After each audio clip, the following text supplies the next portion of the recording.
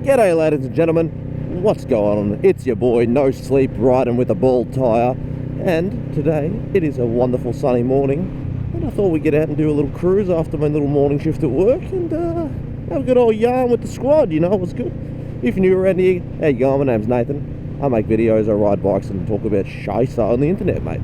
Alright, so if you're new, leave a comment, subscribe, say something about you, tell me about your bike, and let's boogie. Alright, so ladies and gentlemen, a little topic I thought I'd get into today, something that all motorcyclists and soon-to-be motorcyclists are either going through or have definitely gone through before, and that is the old tale of how do we get into motorcycling to begin with. Alright, it's a big journey if you've never done it, if no one in your family or friends do it. So I was the first out of my sort of group to really do it, besides Hugh, but he's the only person that I knew that had the the bike, right? Besides that, no one. My brother did it when he was younger, but he really didn't care, so I couldn't really count that one. But there's a few things you can do at the beginning, besides obviously just going out and getting your license. Now, you might have a few obstacles. Now, if money's not an obstacle, there's other obstacles like family members, your girlfriend/wife might say no, and, well, sometimes you've either got to suck it up and do a stint on the couch or, you know, just leave. Personally, I was threatened with being thrown out of the house when I bought my bike, which I didn't believe. And the way I went out and did it, I went to my family, I'm like, I'm going to go to the dealership and get a quote on this here bike, which is exactly what I was going to do. But then my dear girlfriend decided that it was actually the day that we were going to buy the bike. So this is the joys of having a Filipino girlfriend who was raised on scooters and motorbikes. So she was interested. So there was my luck. So that was the day I bought my bike. But how do you get into it? There's a few things you can do if you're sort of keen to try the bike and you're a little bit scared, say.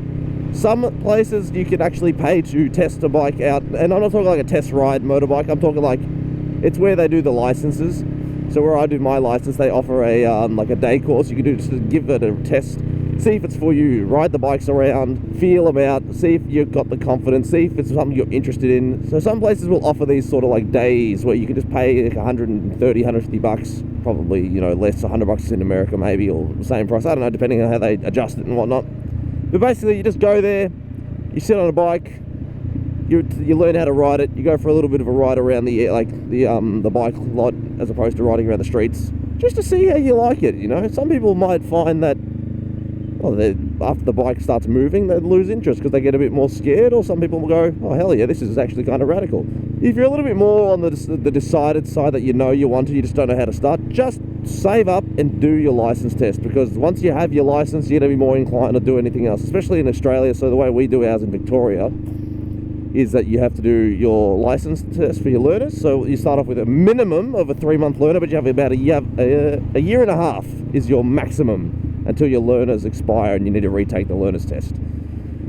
So I did my learner's test before my bike arrived. Obviously I already bought it, my bike came like 3 days later. I was pretty rapt about that. So you do your learner's test, and what happens then, if you ride for 2 months, this is if you want to get past your learners, you can do your check ride, and then a month later you can get your restricted license, fully licensed, or if you're a P-plater, you can do your P-plate. Alright? Simple stuff, and it can definitely scare some people off during that period, but hey man, that's the way you start. You got to start somewhere, you know what I'm saying? So after you've done that, off you go. Some people stay on their learners for a long time, and that's fine, but if you've got your bike, what are you waiting for, dude? Just go for it already. I don't understand people who just sit on a learners for ages. My brother did this and his learners expired, and then they changed the way that the bike license worked and they made it worse. So the way it was for him, if you did a year of riding, you could ride any bike afterwards. For me, I had to wait 3 years until I could ride whatever I wanted, but it doesn't matter because I'm here now. My boy, can you stop holding me up for being a slow ass? You know, I actually have no idea where I am currently, so never mind. It's all making sense. Whew. It is a lovely day. I can definitely feel myself struggling to get some words out because I am tired, but it is the nature of the rise and grind. But know what is? The grind never stoppeth. I suppose one of those really niche sort of options, if you have friends that ride, if they're willing, you could ask them to give you a ride along, so you're the pillion passenger. Now, being a pillion's a little bit different. You're laying your life in someone else's hands, but the same thing happens driving. It's just a bit more surreal and visceral on a motorbike, so you'll be squeezing nuts to butt real hard on your boys. If it's a girl, fair play. But yeah, if you have a friend that can take you for a ride, do it. It's fun. I've done it before as a meme with my mates, just because I had to drop off a controller at my girlfriend's house because she wanted to play a game, and I said, don't worry, I have an idea. And I volunteered to sit on the back of my mate's MT-09 and cuddle up nice and close. And I thought it was the funniest thing in the world, because I have no fear or shame or like worry about what people think of me. So I had a big meme time on doing that one. So, oh, look at that little thing. Little racetrack, mate. It's actually pretty cool. I've never seen that before. But yeah, so if you got the opportunity, you can get in there. All right. Now, this last one that I'm going to give you today, unless I think of one in the meantime, is going to be a sort of amalgamation of things. But bottom line is, it just comes down to research. Now, the other day I made a video saying there's a morbid thing to learn is, if you're interested in motorcycles, watch crashes. Because I want you to be completely comfortable with the fact that these are the risks that you can take into account. Because believe me, man, I had this one friend who once upon a time used to ride a bike, and now he eats hamburgers with a blender and a straw. You know, you're always going to run into the people that have those kind of conversations and something to say to you. I had about 7 or 8 people say things to me. Funnily enough, before I get back on this topic, when I was a learner, I had more people heckling me as I was riding past than I ever have now. People screaming at me through their windows, "You stupid fucking idiot, you're gonna die on that thing. Oh mate, you're gonna die on that motorcycle, what are you doing?" You know, real bogan bastards. And I've never had it happen since, but only when I was on my learners, you fucking hear, "Oh no mate, you're fucking gonna die, what are you doing?"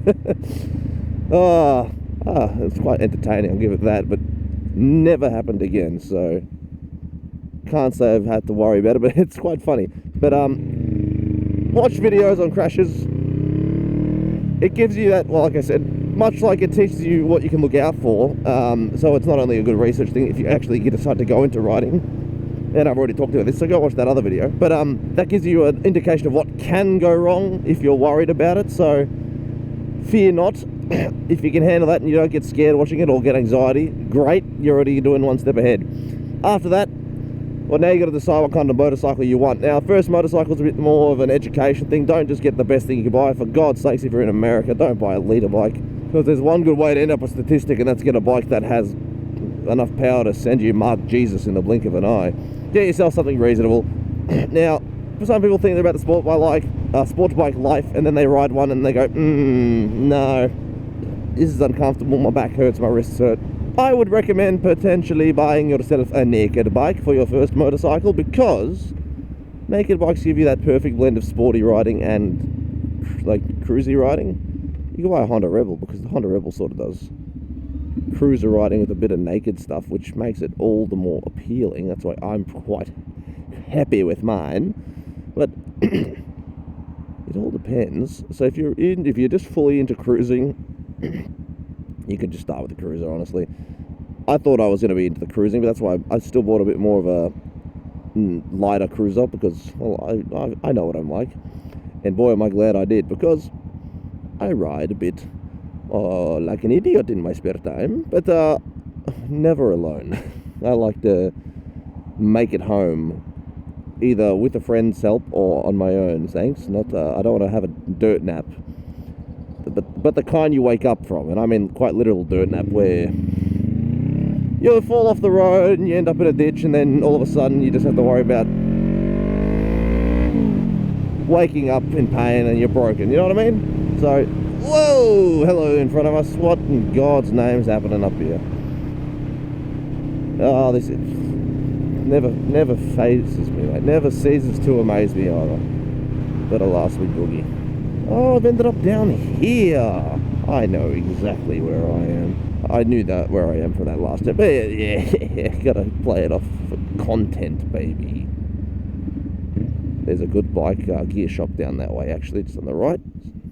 All Bikers Gear. That's where I got my jacket from. And there's a few people who have asked me about this jacket, actually. So if you want to go in person, that's exactly where you're going to find it. Oh, I love it, I love it. You know, if you're a car guy and you like the idea of a nice engine sounding good and going sort of zoomy, I can assure you that a motorcycle is going to tickle that fancy in ways that you have never had it done before. But I will warn you guys one thing if you're interested in motorcycling. If you are that adrenaline junkie always chasing that next high, please be careful, because motorcycles will ruin and decimate your sense of speed.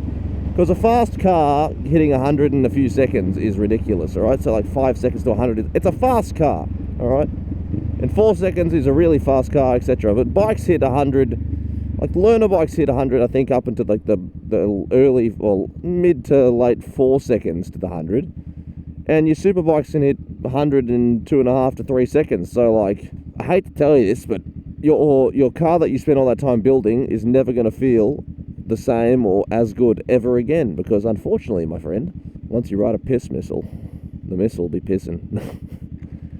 And if you've never ridden a leader bike before, I would highly suggest get yourself a camera, because if you can film your reaction to what happens, you're gonna love it. So my first leader bike experience was that R1 video I posted. Now I rode a bit more than that video would let on, but oh boy, the high I got from riding the R1 lasted me about 2-3 days.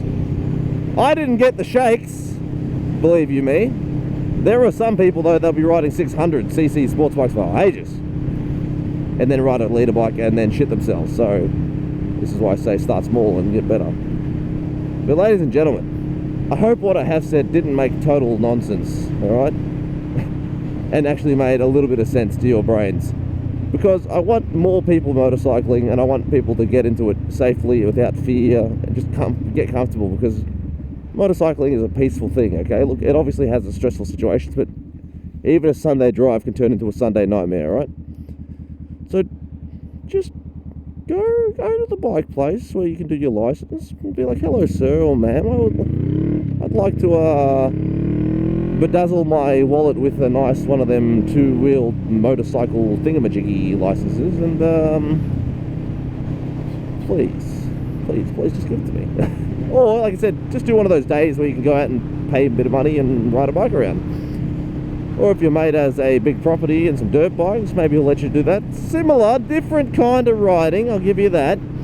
Power bands of 2 strokes are a little different, unless it's a 4-stroke. In that case, there's not too ridiculous, but the way you ride a dirt bike and the way you ride, like, you know, a road bike, they are different, and they're pretty noticeable differences. But I would still recommend you give it a crack, because, well, there's only one way to learn and one way to figure out if you're really about it. I wonder what this bloke's riding. I think it's a Kawasaki Vulcan, or it's not an Eliminator, surely. Oh, is it something else entirely? Is it an Enfield? I have no idea what the hell that is. Oh, I think it is a Vulcan. It's a Vulcan. I knew what it was. The bike I almost had, and I'm glad I didn't. Not because it's bad, but I like my Rebel more. But ladies and gentlemen, that is all I have time for. I do hope you enjoyed this video today. Leave a like, comment, and subscribe. And you know how we do things here. Take it easy. Keep it indeedy cheesy. And as always, peace, bye!